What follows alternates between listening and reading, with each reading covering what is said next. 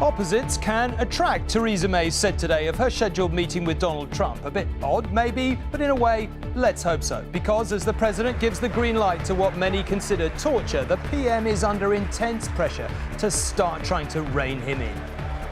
The world is passing through a period of change. And in response to that change, we can either be passive bystanders, or we can take the opportunity once more to lead, and to lead together. Is it too much, too soon, or a vital pursuit of our national interest? Meanwhile, a Mexican standoff. The Mexican leader calls off his visit to Washington over demands he pay for that wall. Keep calm and carry on. Consumers go on spending and the economy keeps on growing, defying all the Brexit predictions. Short and to the point, the bill that will take us out of Europe is published, and ground control to Major Tim again. In a gift to headline writers everywhere, Tim Peake goes back into space.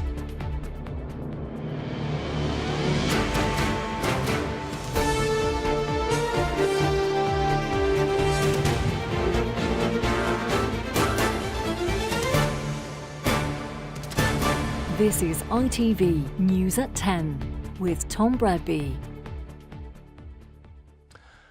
Good evening. Theresa May had a careful balancing act to perform this evening in her speech in the United States. She staked Britain's claim for cooperation and a shared future with Donald Trump's America, and she laid it on pretty thick, talking of a new era of American renewal. There were a couple of reminders of the relationship between President Reagan and Margaret Thatcher too. But she challenged President Trump not to turn America in on itself. And while Mrs. May's speech contained some pretty lofty themes, Mr. Trump has been involved in a spat with the man who was supposed to be the next leader to visit Washington, the president of Mexico. And yes, it was over that wall. The Prime Minister arrived in Philadelphia this afternoon on a mission that has gone from being tricky to perilous, as the Trump administration lurches into territory that is both protectionist and isolationist. The Honourable Theresa May. But Theresa May insisted to her audience of Republican Party leaders that Britain was ready to be a partner with America, more so after the Brexit vote than ever before. So as we rediscover our confidence together, as you renew your nation just as we renew ours, we have the opportunity, indeed the responsibility, to renew the special relationship for this new age. We have the opportunity to lead together again. And the Prime Minister urged America to maintain its commitment to the Western Alliance and not to cut backroom deals with Moscow. America's leadership in NATO, supported by Britain, must be the central element around which the alliance is built. We should not jeopardize the freedoms that President Reagan and Mrs. Thatcher brought to Eastern Europe by accepting President Putin's claim that it is now in his sphere of influence. And she expressed her hope for that all-important post-Brexit trade agreement. A new trade deal between Britain and America must work for both sides and serve both of our national interests. It must help to grow our respective economies and to provide the high-skilled, high-paid jobs of the future for working people across America and across the UK. Are we better than this? Yes! Are we better than this? That strategy of embracing the Trump presidency has very obvious risks. As protesters show today, and as more than 1 million did last weekend, many Americans have been taken aback by the tone and abrasive manner of this young administration. Rushing into the White House may gain the approval of the occupant of the Oval Office, but at some cost to perceived British values. Donald Trump also spoke at the Republican gathering, once more showing contempt for multilateral trade deals. That will be uncomfortable for a Prime Minister who believes in free trade, even if it gives her hope of an early post-Brexit agreement. But there'll be one-on-one. There won't be a whole big mash pot. There'll be one-on-one deals. And if that particular country doesn't treat us fairly, we send them a 30-day termination, notice of termination. And then they'll come and say, please don't do that, and we'll negotiate a better deal during that 30-day period. The president is still getting used to the powers that come with his office. Great plane. Really beautiful. Luxuriating today in the comfort of his first trip aboard Air Force One. Despite the Prime Minister's plea today, Trump's early executive orders hint at a fortress America that may be reluctant to take on a leadership role in international organizations. Thank you. Theresa May is now navigating one of the most sensitive diplomatic missions imaginable, trying to cajole a maverick president back into the mainstream of international diplomacy. Robert Moore, News at 10, Washington. Well, let's speak to our political editor, Robert Peston, who, as you can see, was in the hall with the Prime Minister there in Philadelphia. Robert, how did the speech go down? What's your assessment of it? Well, it was a bit like Theresa May addressing a Tory conference. They absolutely loved her, the Republicans here, and her message that a renewed special relationship between Britain and America can see Britain and America leading the world. And she obviously listened to the president's inauguration speech when he gave this great message of America first, and she said two things that were designed to appeal to him. One is that Britain and America should only now intervene in parts of the world that are sort of conflict zones to sort things out in the short term, but not to rebuild nations in the way that Tony Blair, tried to do, failed to do, obviously, in Iraq. So the whole foreign policy philosophy of recent prime ministers dumped. And then another thing that she said that very much is consistent with the kind of ambitions he has is she said that working together, the eclipse of the West was not inevitable, that the rise of China and India could be checked. Robert, she's under intense pressure to sort of talk tough with him on various subjects tomorrow. They're not the most obvious couple in history. Talk us through how you think that meeting in reality is going to go. Well, look, she is very, very keen as we withdraw from Brexit to show that we're still a player in the world. So she will have a very difficult balancing act between wooing him but also being tough with him on the things that she really cares about. So she does think, for example, that the Iran nuclear deal should be preserved. He's very sceptical about that. She's not keen on embassies moving to Jerusalem. That is something that he wants to do. She was very, very clear that we should defend vulnerable Baltic states if Putin threatens them. And again, it's not clear that he is up for that. And then again, also very strong message about the importance of NATO. But she did come up on the plane when we flew with her with this extraordinarily resonant line when asked about could two people so different work together. She said with a sort of cheeky smile, well, opposites attract. So a woman one thinks of as being, perhaps even slightly prudish. I think we might see her flirting a bit tomorrow with the new president. Robert, it's quite a thought. Thank you very much for now. Well, the prestige of being the first international leader to meet President Trump does come with a heavy responsibility to make a good case for Britain, of course, but also to help set the tone for relations between the president and the rest of the world. A tough ask for any leader. But the truth is, you could scour the length and breadth of Britain to find anyone less likely to get on with Mr. Trump than Mrs. May. But then, as the Prime Minister hinted and Robert was just talking about there, sometimes one shouldn't always take things at face value. They have to be just about the most unlikely couple ever. She is a quiet, cautious, polite, proper vicar's daughter from rural Oxfordshire. He is a trash-talking reality TV star from New York with a flair for the unexpected and a deep craving to be loved by the crowd. Opposites attract, she is supposed to have said today. A bafflingly flirtatious phrase under the circumstances, but never mind. So why is she moving with such haste when other world leaders are keeping their distance? Well, honestly, because she sees a golden opportunity.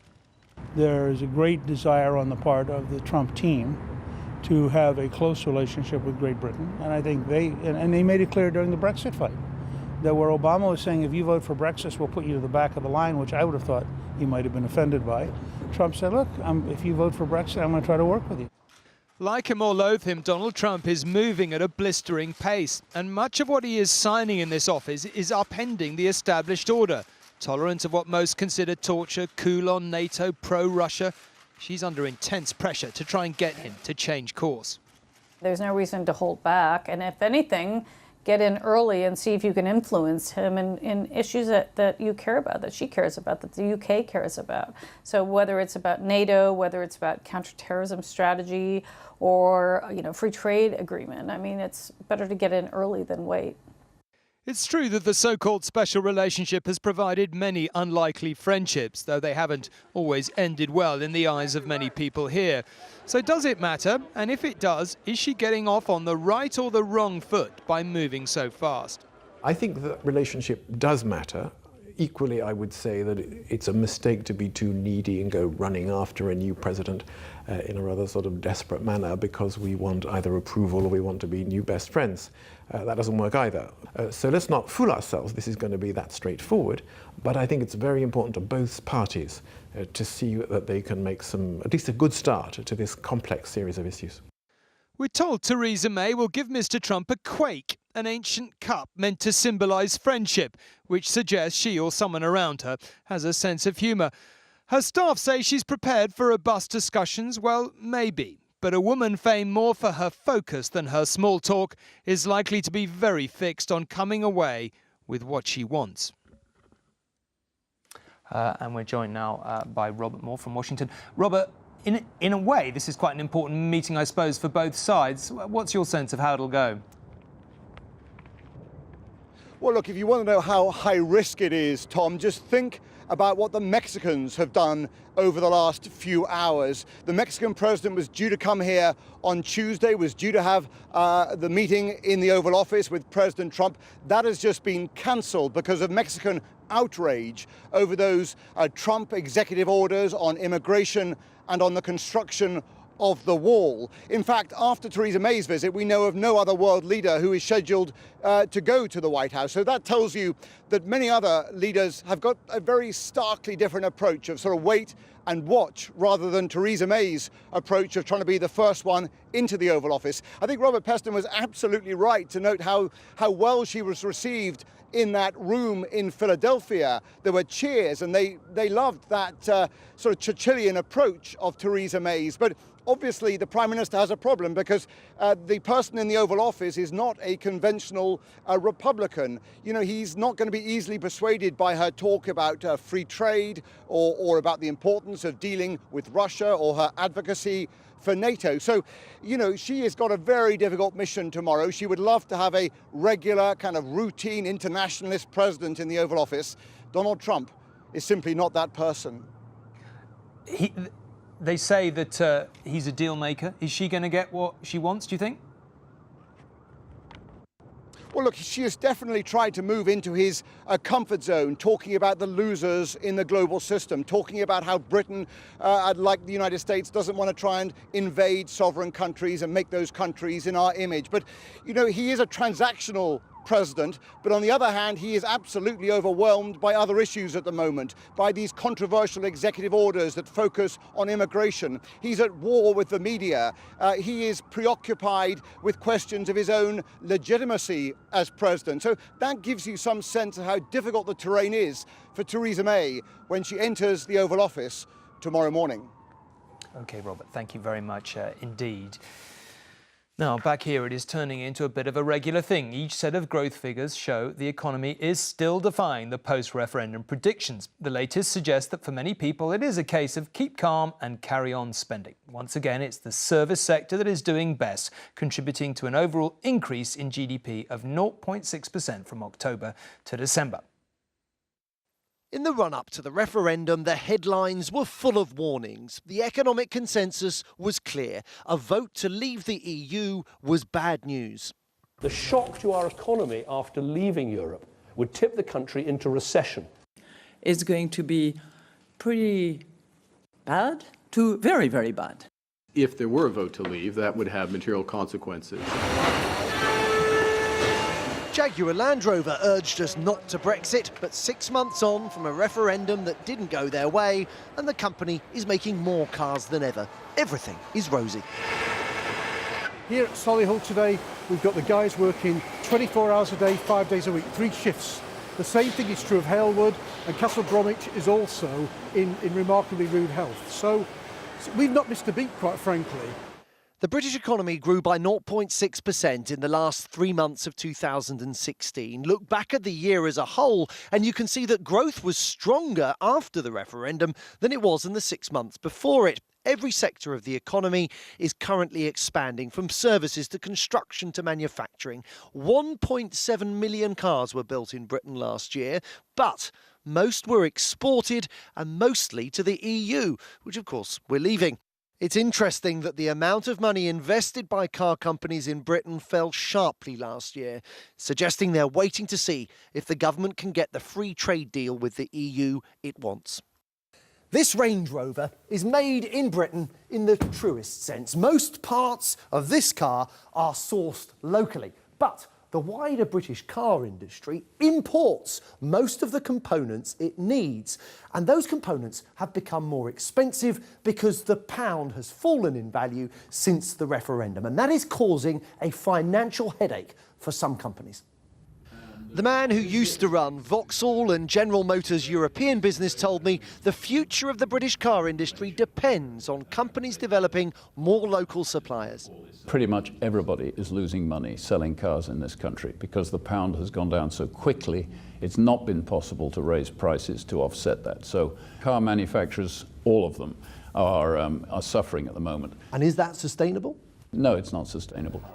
The Chancellor was at Microsoft today. Both he and the company campaigned to remain in the EU. They lost, but are publicly upbeat. A strong economy going into the period when we will be negotiating our future relationship with the European Union is very good news for Britain, a very strong signal of the strong prospects that we have for the future. Our economy has defied the gloomy forecasts thanks largely to consumer spending. Faced with Brexit uncertainty, Britain went shopping. But we haven't Brexited yet. The pound is down and prices are rising. It's too soon to say we're in the clear. Joel Hills, News at 10. So the predicted Brexit effect on the economy is yet to happen. Politically, though, well, that is another story. It should, you might think, be the Prime Minister who will find it hard going steering Britain's divorce papers from the EU through Parliament. But the Labour leader Jeremy Corbyn looks to have created a few problems for himself by insisting all his MPs must vote in favour of triggering Brexit negotiations. One, Tulip Siddiq, says she won't and has already resigned as an education spokesperson. And this is what it's all about. The bill, just 132 words, was published today. Short and to the point, I think you might say. MPs will debate it next week. After all the campaigning, the fall and rise of governments, and Tuesday's momentous Supreme Court ruling, just after midday today, the Brexit bill was announced. It took a matter of seconds. Presentation of bill. Mr. Secretary David Davis. European Union notification of withdrawal bill. And that was it. Now starts a race against the clock. The House of Commons will debate the bill for 2 days next week and 3 the week after. The Lords will start to look at it from the 20th of February.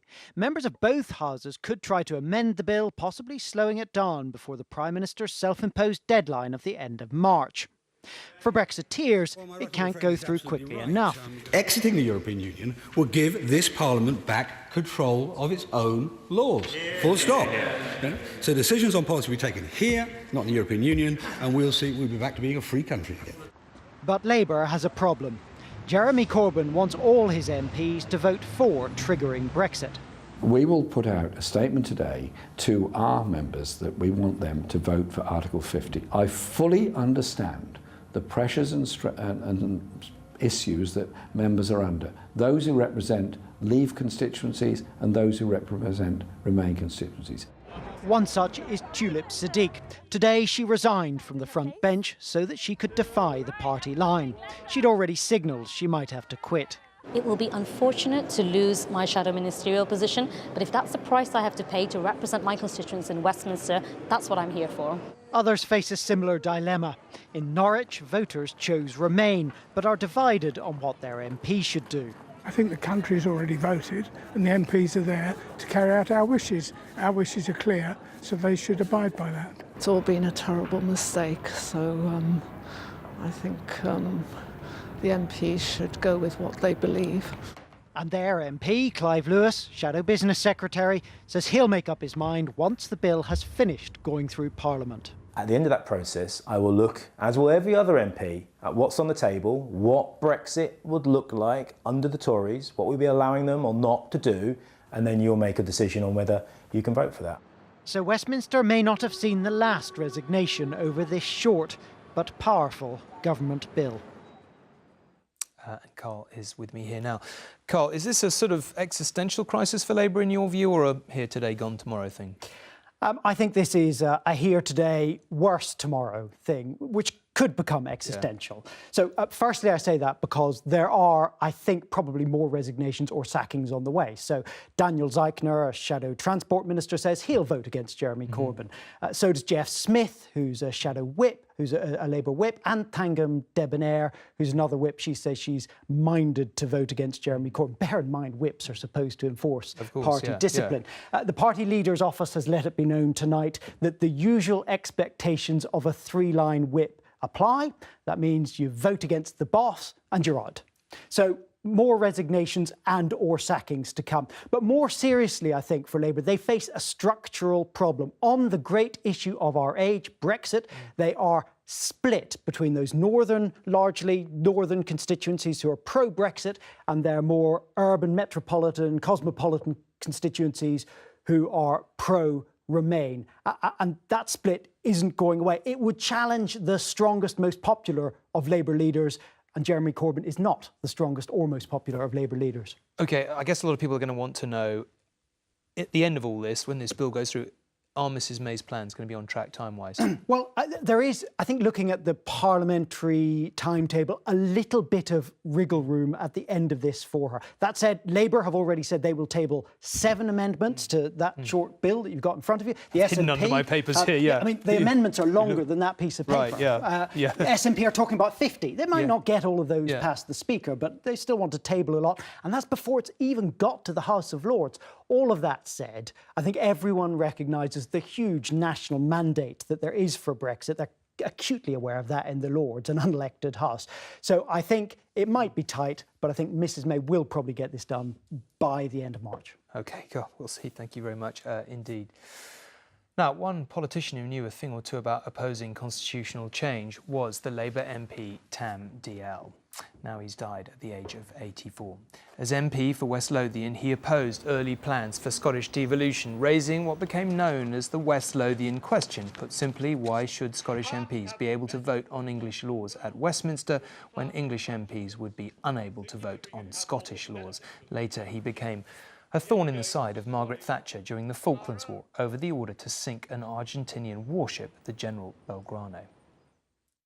That I charge her with war crimes and misdemeanours and having lied to the British public. Tam Dalyell, Old Etonian and Labour left-winger, much respected in the House, it has to be said, who died today.